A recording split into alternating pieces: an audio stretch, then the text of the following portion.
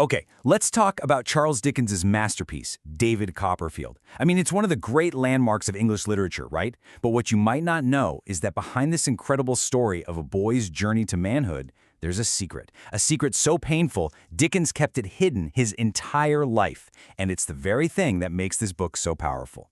Dickens himself actually called this book his favorite child. Think about that. For an author with so many famous works, this was the one that came straight from his heart. This wasn't just another novel for him. It was deeply, deeply personal. And figuring out why is the key to unlocking the whole thing. So, what was it? What was this painful secret that fueled such an incredible book? Well, to find the answer, we have to look at a different book, one that Dickens started, but just couldn't bring himself to finish. So right before he started writing David Copperfield, Dickens tried to write his autobiography. He wanted to get this traumatic event from his past down on paper. But you know what? The memory was just too raw. He abandoned the whole project. Instead, he decided to pour all of that pain into fiction, where he could explore it through the eyes of a character. And this was the secret. When Charles Dickens was just 12 years old, his family's finances completely fell apart. His father was thrown into debtor's prison, and young Charles was ripped out of school and sent to work. We're talking long, horrible hours pasting labels on pots of boot polish in this miserable, rat-infested warehouse. That feeling of shame, of being abandoned and utterly hopeless, that became the emotional engine for all of David Copperfield. And here's the wild part. Dickens didn't just use the feeling of that trauma. No, he basically ripped pages from his own life and stitched them right into the novel. This is where the line between the author and his main character just starts to totally blur. I mean, look at this. The parallels are just staggering. Dickens' awful bootblacking warehouse becomes David's Murdstone and Greenby's bottle warehouse, and his own father, who he loved but who was a financial disaster, became the blueprint for one of the most famous characters in all of literature, the eternally hopeful but always broke Mr. Micawber.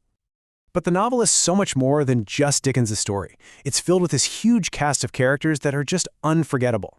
And they really represent the kinds of people we all meet in life, you know? The ones who lift us up and the ones who, well, the ones who try to tear us down. You've got his great aunt, Miss Betsy, who's a bit strange but fiercely protective. There's his nurse, Peggotty, who's the definition of loyalty. We also meet the charismatic but super dangerous friend, James Steerforth. And of course, the skin-crawling villain, Uriah Heep, with his fake humility that hides this terrifying ambition.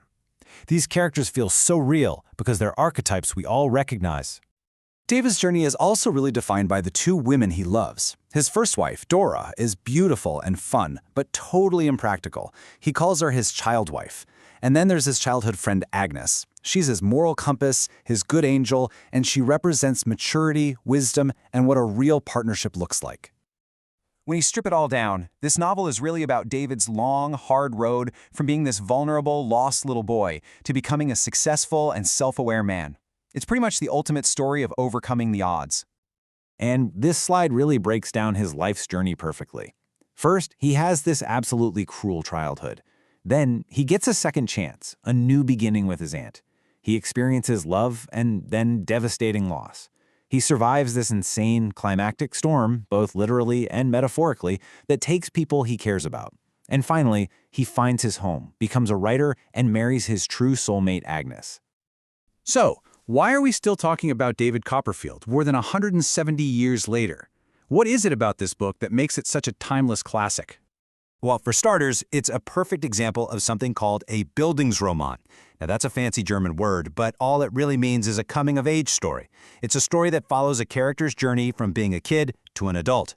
And frankly, David Copperfield is one of the greatest ever written, and that theme of finding ourselves, that's something we can all connect with.